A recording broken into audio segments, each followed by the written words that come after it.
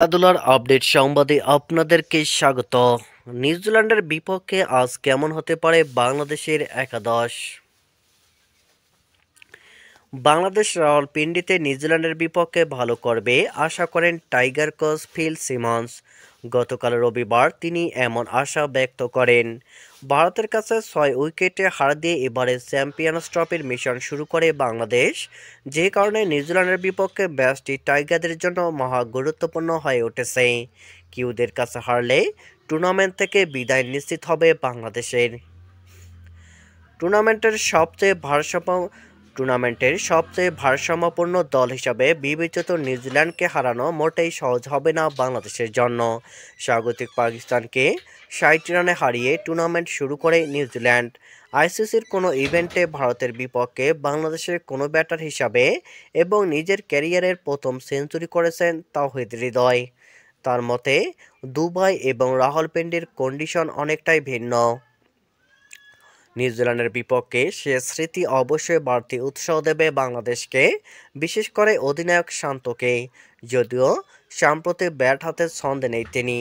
বাংলাদেশের বিপক্ষে জয় পেলে সেমিফাইনাল নিশ্চিত হবে নিউজিল্যান্ডের, যে কারণে টাইগারদের বিপক্ষে ম্যাচকে হালকাভাবে নিচ্ছে না কিউরা। ভারতের বিপক্ষে খেলার কথা ছিল অভিজ্ঞ মাহমুদ রিয়াদ ও নতুন পেস বোলিং সেনসেশন নাহিদ রানার, কিন্তু ম্যাচটিতে তাদের অনুপস্থিতি অনেককেই অবাক করেছে। পরে জানা যায় ইনজুরির কারণে খেলতে পারেননি মাহমুদুল্লাহ। নিজের শেষ 5 ওয়ানডে 4টিতেই হাফ সেঞ্চুরি করা মাহমুদুল্লাহ আজ নিউজিল্যান্ডের বিপক্ষে গুরুত্বপূর্ণ ম্যাচ খেলতে পারবেন কিনা এখনও নিশ্চিত নয়।